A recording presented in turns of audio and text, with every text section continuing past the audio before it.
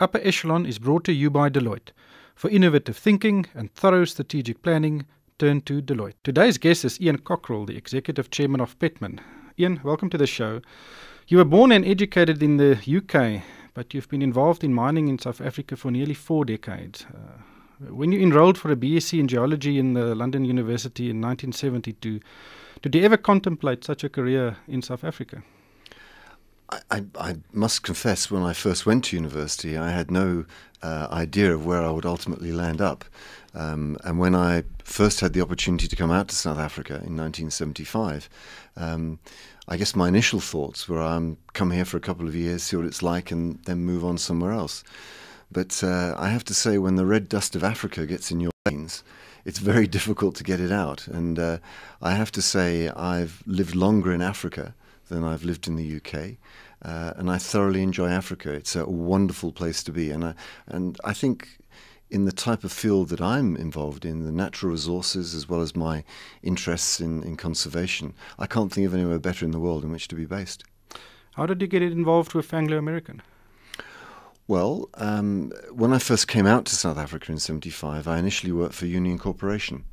But my association with the Anglo-American group actually started at the beginning of 1979 when I joined De Beers, and I became a technical assistant at De Beers, the Cleansea operations in Port Nolloth. My wife and I had just got married, so I took her all the way across the country. We landed up in Cleansea, and I had 2 years at De Beers, and they sent me on to university to get a qualification in mining.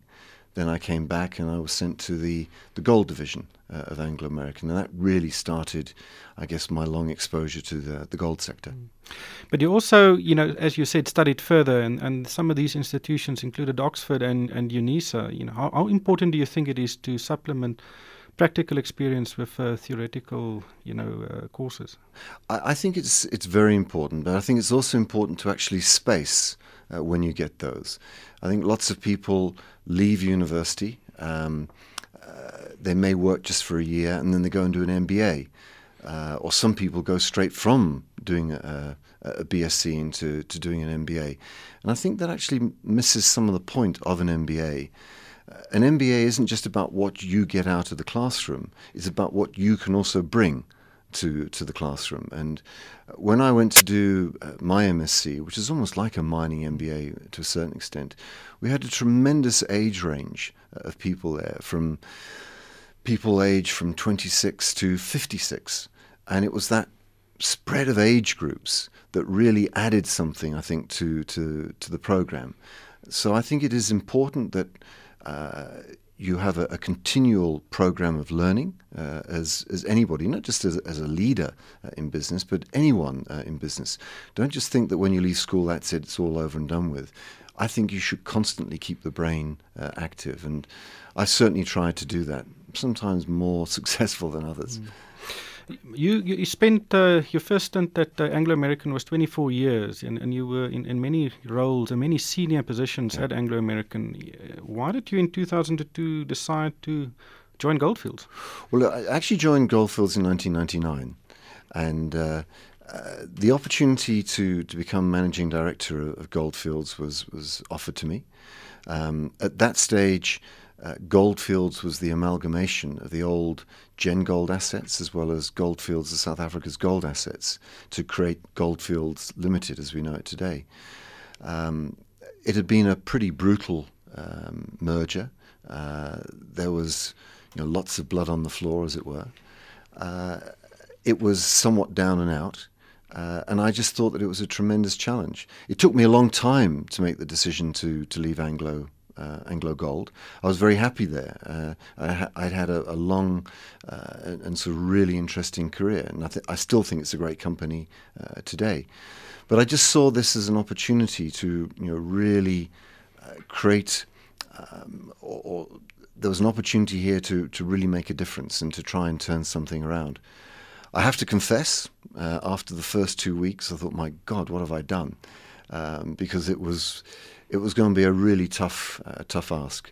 But saw it through, and in the total of the 9 years that I had with Goldfields, I thoroughly enjoyed it. Taking a company and being part of a team that took a company from probably about 98% South African production, about 2.5 million ounces in total, to ultimately well over 4 million ounces, and about 55% domestic production, 45% international, represented on most of the continents around the globe, was really a tremendously personal and professional, satisfying experience, and one that I really enjoyed. But you did raise some eyebrows when you went back to Anglo and not into the gold side, but into the coal side. How did that come about? I'm a firm believer that chief executives shouldn't hang around forever. I think there's a natural shelf life, and I've always believed that's around about 5 to 7 years with a specific company. It's increasingly difficult after that period of time to make a real difference, and you're just fine tuning. At the time when I decided to leave Goldfields, I saw that Goldfields was now moving into a new phase. We'd just acquired some new assets. I saw another phase of at least 4 to 5 years of major effort involved. And it was the next sort of cycle, as it were. If I'd have stayed for that cycle, I would have overstayed my welcome at the company. I think it's good for individuals to refresh themselves. I think it's good for companies to refresh themselves. I think it's good to take the skills that you've learned in one company and go to another company. Again, that's part of the learning process. So the opportunity to go back to Anglo American came about. And it was in an entirely different field. Again, something very challenging.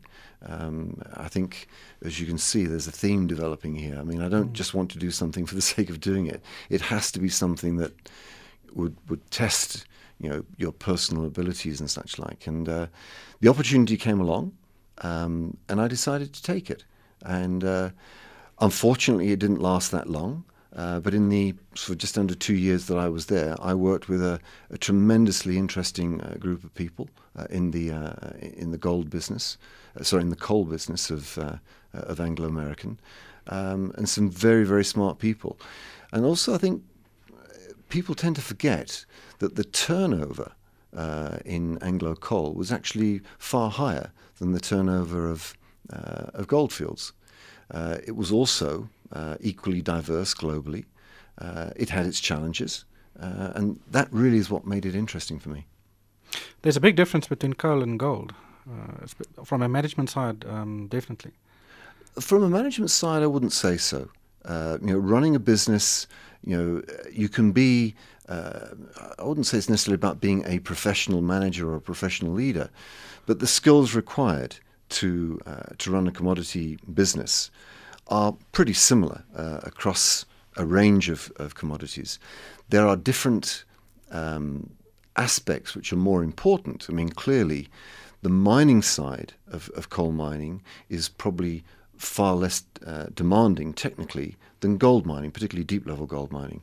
But the logistics side and the coal preparation side, the marketing side of coal, that is actually much more challenging, and really the area of where you require sort of a lot of time and effort and understanding. Again, there was an opportunity to learn something different. And I have to say, the short spell that I had within the coal business in Anglo-American certainly allowed me to sort of get a greater appreciation of the bulk commodity business, having spent most of my life in the precious metal sector. But then you moved to Petmin, and there was a rumor that you had three job offers on your desk. How did you manage to pick Petmin, which is a small, well, at that stage, a small family-owned business? When, as I say, when I suffered my unscheduled career change from Anglo-American, I had a very good conversation with a good friend of mine who I consider a bit of a guru to me. And he's an Australian individual. And he said to me, the first thing he said, don't take the first thing that comes along. Secondly, do an honest assessment of what it is that you think you're good at, what you're not good at, decide where you want to live, what you want to do. Do you want to be exec? Do you want to be non-exec? Really sort of almost craft for you what would be the ideal role. And we use this to say, well, an ideal position would be the following. I was offered, it was actually 32 firm offers that came my way. And I used the ideal sort of role as a kind of a template against which to evaluate the 32 roles. I narrowed it down to 4. What happened is at the Christmas time in 2009, the family got together around the table and we sort of drew up this template. And we said, yes, no, definitely not, maybe, blah. And I realized that having really been involved in single role positions, there was a lot of opportunity out there to do some really interesting stuff. And I decided that taking on more of a portfolio of roles at this stage in my career would probably be more interesting. Back in 2010, it would have been more interesting to do that than just one specific role. I wanted to do something perhaps a little bit more entrepreneurial than just a straight corporate role. I was an existing non-exec director of Petmin. I was immensely impressed with the company, the people, what they wanted to do, how they went about doing things. There may have been a small company, but their corporate governance, their focus on value creation, and this entrepreneurial spirit and this almost clubby type atmosphere was so different from the large corporate world. I thought, again, this is something that might be interesting to do. It also allowed me the space to take on other opportunities, some other board roles. I'm on the board of Orica in Australia, which is the world's largest supplier of mining explosives. I also, with some family friends in the UK, we floated a gold company on the AIM back Christmas in 2010. It's called Hummingbird, and that's doing remarkably well in Liberia. In fact, Hummingbird and Petmin have created a relationship around an iron ore asset that Hummingbird have got. So I guess this is the stage in my life now where I'm using a lot of what I've learned over the last 36 odd years, contacts that I've developed, and using these to create interesting opportunities. And that's where I am, and I'm thoroughly enjoying myself.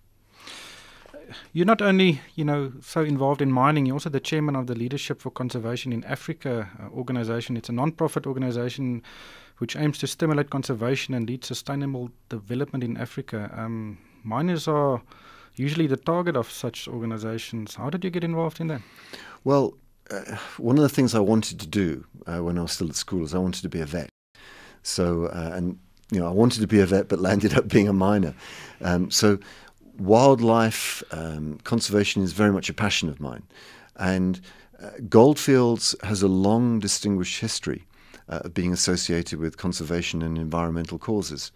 And it was whilst I was still the CEO of Goldfields that we were approached by Sandparks to become a core founding member of this issue or this project that we call the Leadership for Conservation in Africa, which is really all about looking at conservation projects that could create sustainable employment for people across Africa. The logic being it was all about conservation-led socioeconomic development. And so often you get conservationists who are very good at telling you 15 different types of butterfly that exist in an area, but have no clue how to commercialize that. You get lots of business people like myself who feel that they would like to put something back and are passionate about conservation, but don't really have the expertise in that field. And then clearly you have government that overlooks a lot of our national parks. So by creating this tripartite relationship between governments, business people and conservationists, and specifically looking at projects that are conservation linked, that can create employment opportunities for people across Africa, that was the, should we call it the vision, that we had for the Leadership for Conservation. And 6 years later, we now have at least a dozen chapters of this organization dotted across Africa, several projects which are very advanced, including one, the Odzala National Park in Congo-Brazzaville, which is an area about half the size of the Kruger, and one of the world's last truly pristine rainforests with an immense biodiversity. And we were given the approval by the president of that country to put in place some lodges in there to create employment and to genuinely preserve the pristine nature of this park, because he was concerned it would just get cut down and logged. So by doing this, we're actually helping to preserve some of the green lungs of the world. We've got that. We're supporting other projects, some of the gorilla projects in Uganda, looking at cheetah projects in Namibia. So it's very interesting. But the mining industry does not have a good name when it comes to the environment. Maybe I'm generalizing, but is there in the mining industry a cognizance of the importance of the environment? Is it just because it's in the media a lot more than in the past? And clearly, I think everyone, not just in the mining sector, I think everybody is more conscious of preserving what we have today so our grandchildren can see the sort of things that you and I see. But the mining industry, going back 20-odd years, recognized that they needed to do more. The creation of the ICMM, which was really bringing together all the major mining groups in the world, that said we've got to do something to improve our approach to the environment, to make sure that we're much more responsible. And I would argue that over the last 10 to 20 years, the mining sector, the Western world mining sector, has certainly really raised its game. And I think if people have an environment where a mine can be developed, they should certainly be looking to those organizations and those companies that really are prepared to put forward, a good face in terms of environmental stewardship, because you don't want somebody to come in here, just dig a hole and leave it and just move on. Those days are gone, and I don't think anybody will support that. And you need to interact with your local communities. You need to get their support. You start there, because that's within the site of the headgear, as it were. You move out to the district, then to the country, and then ultimately globally. Because you can't do something today in the back end of nowhere as a serious company and think you'll get away with bad management of that asset. It will impact you globally if you're a global company. We're in the beginning of a new year. A lot of uncertainty around us. What do you think? What is your prospects for the year for Petmin as well as for yourself? Look, I think if one looks on a macro level, I really don't think we're out the woods yet. I think that we're going to have some really volatile times. I'm by nature, I'm the sort of guy who buys a stock and holds it. I think that we're moving into a period for the next several years, in fact. I mean, there's so much debt in the world. We haven't shaken that out of the system yet. And until that is resolved, until there's a much firmer financial footing, I think the developed Western world is going to have some real issues. We're seeing some signs of stability in the US. Europe, I think, is an absolute basket case. Britain is going through a torrid time, or they're taking the hard medicine, but still torrid. The developing world, the likes of China and India, I think will be slower than we've seen in terms of their growth, which is probably not a bad thing in terms of us in the natural resources sector being able to supply them with stuff. But there will still be growth there, and I think they will still keep us ticking over. But I don't think it's going to be as great as it's been over the last decade. I don't think the world is coming to an end, but I think investors, managers, companies really need to look long and hard at their businesses. I don't think this is a time to be hugely indebted. And certainly all these philosophies are things that we at Petmin are looking at. We're not an indebted company. And we've got strong cash flow producing assets. And I think those companies that are strong producers of their product at the lowest point in the cash production curve, that are not hugely indebted, and have got good people working for them, they will survive. But I think we're going to see a lot of casualties over the next few years. It's not a great time at the moment, I have to say. I'm less optimistic about the future than I have been for some time. But we will get through it. But it'll take a while yet. Thank you, Ian. That was Ian Cockerill, the Executive Chairman of Petmin. Upper Echelon was brought to you by Deloitte. For innovative thinking and thorough strategic planning, turn to Deloitte.